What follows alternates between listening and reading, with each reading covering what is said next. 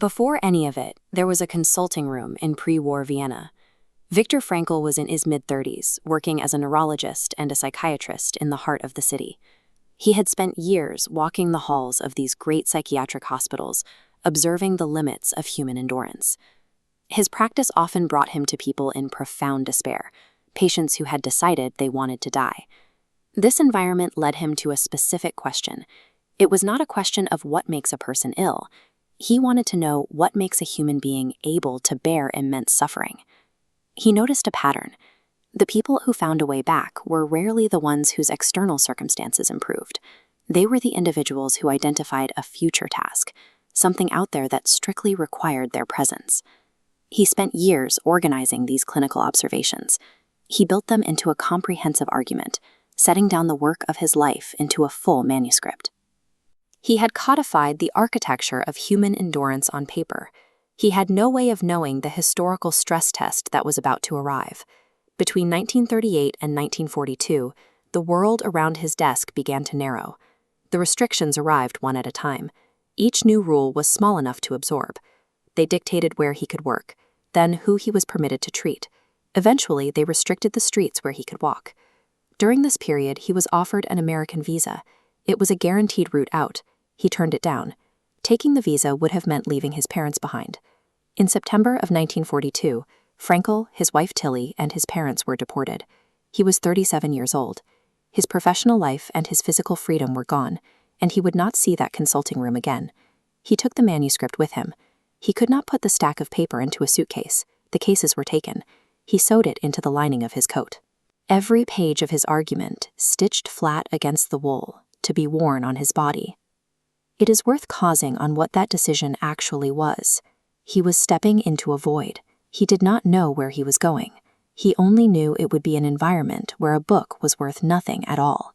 He took it anyway. Between 1938 and 1942, the world around his desk began to narrow.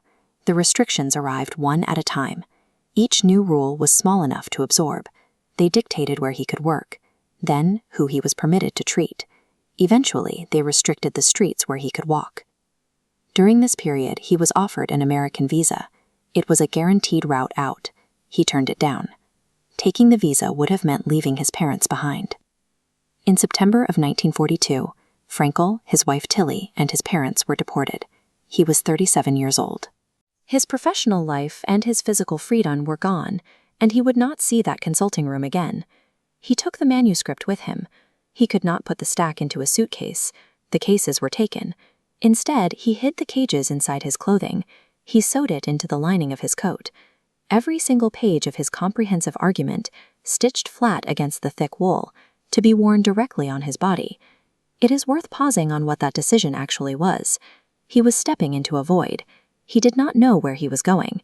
He only knew it would be an environment where a book was worth nothing at all. He took it anyway.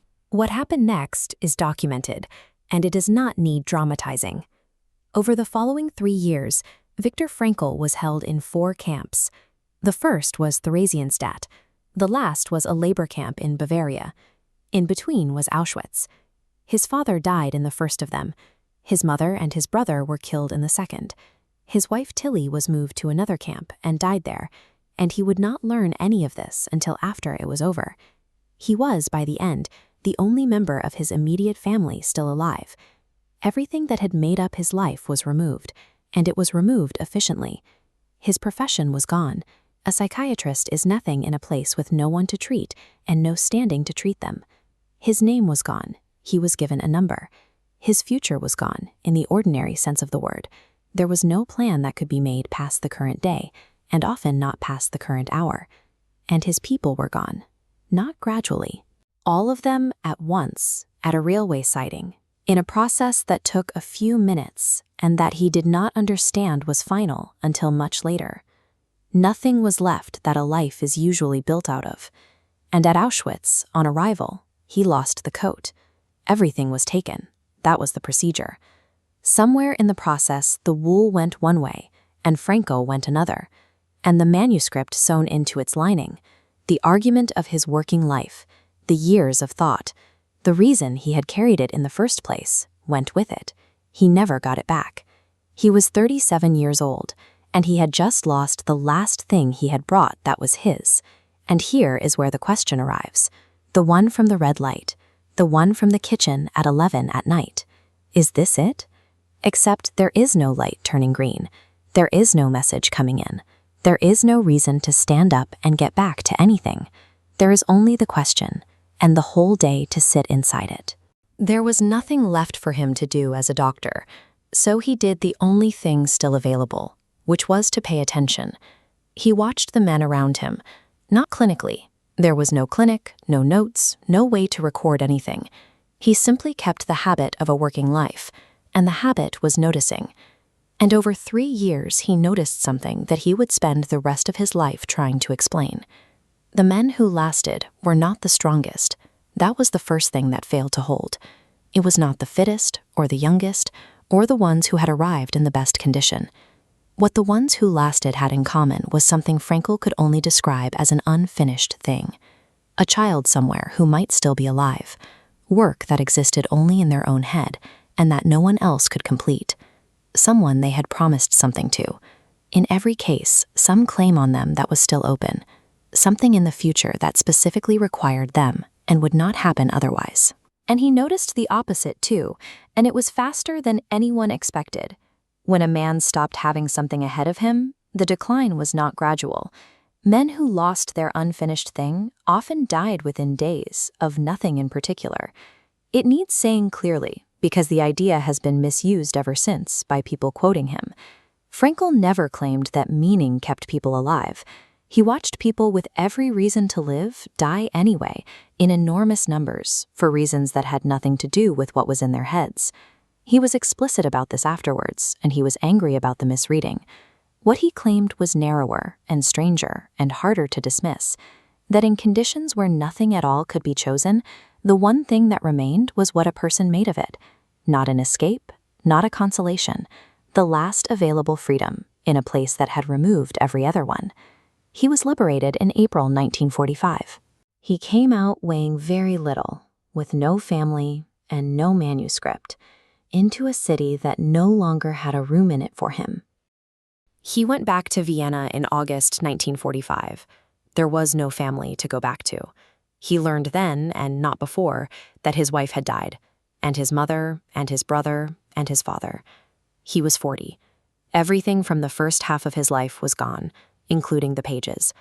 And within a year, he sat down at a borrowed desk and wrote the book again. Not from notes, there were no notes. From memory and from 3 years of watching. It took him 9 days. There is no version of this where the loss was worth it. He never suggested there was, and neither will me. But the argument he had sewn into a coat lining in 1942, the one taken from him at Auschwitz, the one he had every reason to abandon, is the argument he sat down and made again in 9 days, in an empty room, at 40 years old, with nothing left to build it out of. He had an unfinished thing. It turned out to be the same one. So when the question turns up, at the red light, at the sink, on the long Sunday, the useful thing to ask is not what your life means. It's whether there is anything left that's unfinished, anything ahead of you that wouldn't happen if you weren't there. If there isn't, that is worth knowing. And if there is, it may be much smaller than you were expecting it to be. This has been an episode of the series From Being to Becoming. Until next time, thank you for watching, and keep becoming.